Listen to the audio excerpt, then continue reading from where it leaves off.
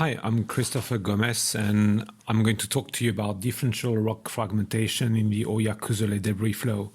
That's the main goal of the research, and today I'm going to look at the UAV-based remote sensing and the uniaxial compression strength data that we gathered there for this study with my colleagues. So I would like to use that opportunity to actually thank all the colleagues who are with me on this presentation, as without them, I would have had the chance to join this team now. So where did that work start from? Well, after going in the field with my colleague the first time, I did read a few of the work of my colleagues, and this is the one by Maizumi-san. And what is really interesting is that he saw that in that same location, and even for single rainy event, that we could get a rather blocky debris flow or more fluid type, matrix-borne debris flow, more muddy type. And that would have also a consequence on the velocity of the debris flow. So the question there is like, why is that so? And why do we have actually those different type of debris flow?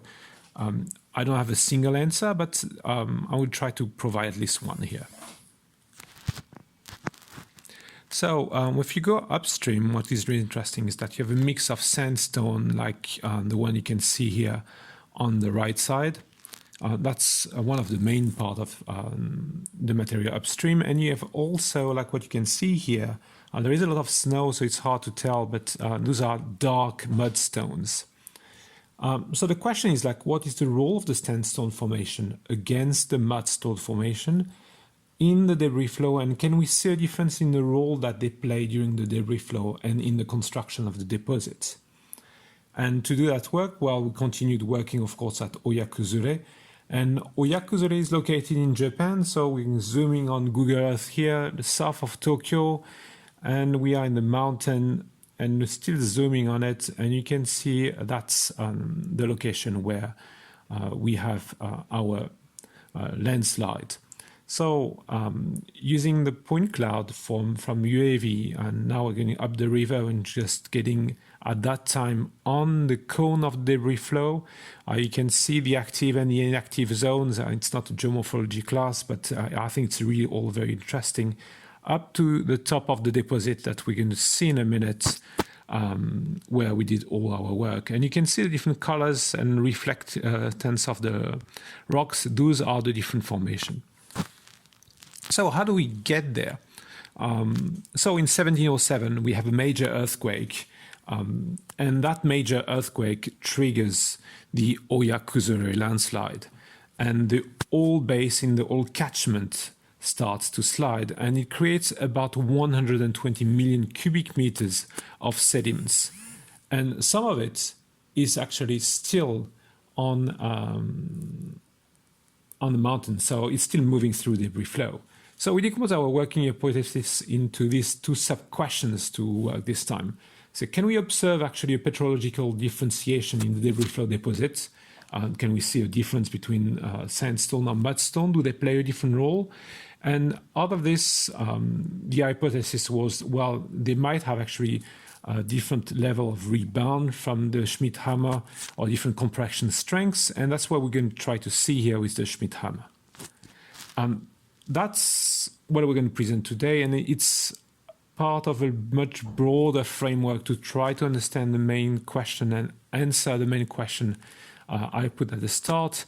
But today we're going to see only the drone imaging data and the Schmidt hammer, and that would be plenty actually for the length of the talk. I'm happy to talk about the rest of the data set if anyone wants to. So out of the drone data, this is the aerial photograph divided into square of 5 meters by 5 meters. And you can see at the bottom digitized the sandstone and the mudstone. The sandstone are in yellow here and the mudstone in green. And I proceeded by using only the largest one. And you can see this block that are 60 centimeters and above are about 92% of the rocks.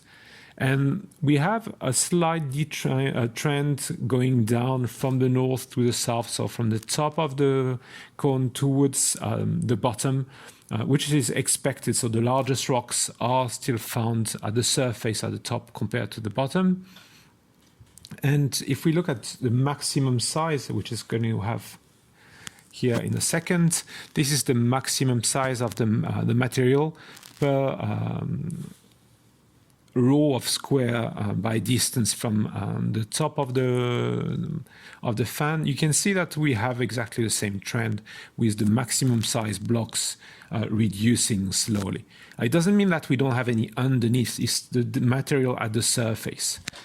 And if we turn now to the Schmidt-Hammer value on the sandstones, we have a lot of different values, some of them because we have joints in the rocks, and close to joints, like the whole rock is a bit weaker. But we are about a 70, 72 on mean with a max of 80, when for the mudstone, we only have about 49.1 as a mean. So if the blocks at the surface are mostly made of sandstone, where are the mudstone? And here they are. The answer is underneath, or at least part of it must be underneath. And it's in the matrix, as you can see in the photograph that we took here. So we dug underneath, we removed the block, dug into the subsurface, and here we were examining an outcrop at that location. And that matrix, that's how it looks like. You have actually something which is almost typical of a debris flow matrix, with a lot of coarse gravel, coarse sand, constituting the matrix of the material. And matrix 1, 2, 3, 4, 13, and 16, they are just random names I gave in the field when I was taking the samples at different locations. And what I tried to do, and that's the idea here, was to put in the tumbler to simulate the motion of the matrix, the material in, and take data every 2000 round. And the choice of 2000 round is because actually every 2000 round, that's the limit. I could not see any change in the sandstone. So I grind in sandstone, put it into the tumbler as well, and try to do this rotation again, and until I saw some changes. So what I want to see is like change against no change. And what we can see here is matrix T0, T1, T2, and core matrix T2, is that we have actually a comminution of the matrix from the mudstone when the sandstone wouldn't change.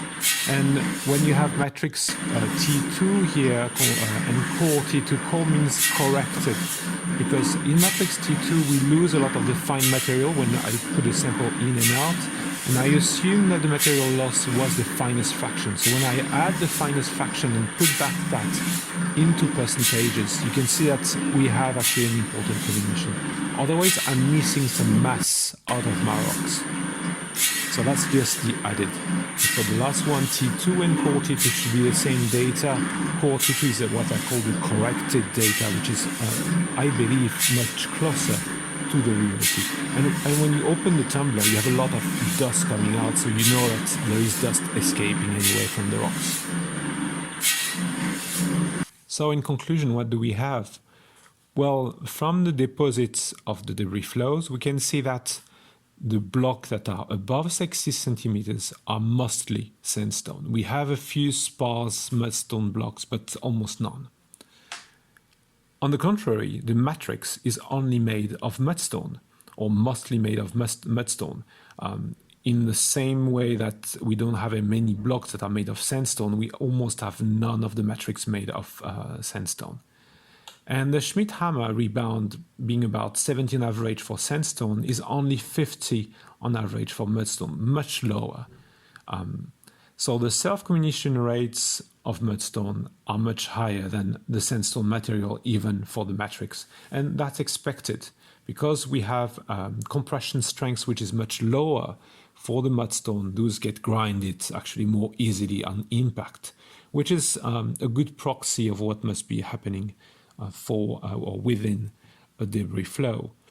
So when you think about the dual type of debris flow observed by Professor Imaizumi, it has to be actually linked to the type of material traveling and the relative availability of sandstone versus mudstone. It also shows that there is a need to to have mudstone actually to make the matrix. Otherwise, only the blocks are generated. So when you look at the formation upstream, the rhythm or the alternation of mudstone against sandstone must be playing a very important role in actually controlling whether we have debris flow or not, and whether we have one or the other, which is going to dominate in the future. Let's say we have more erosion on the side, then we're going to have a change in the pattern of debris flow. Or that's what the result suggests so far. Now, when you think about modeling and simulation of debris flow, there is another issue here. Most of the models do not take into account the elastic energy of the rocks when they are colliding. And it seems that actually for the same energy, the conversion of energy imposed on each rocks is being used differently depending on their formation. And sandstone will actually retribute part of this energy through the elastic energy going through the rock, when it seems that the mudstone will tend to fracture instead and use that energy to fracture. So there is a bit more work to be done on this, and it's actually happening right now. But this is the future of this research, and we hope it helps understanding the duality of the debris flow we observed here at Oyakuzure, but also rethink some of the way we approach the material that constitutes debris flow. It's not only the size that counts, it's also the type that counts.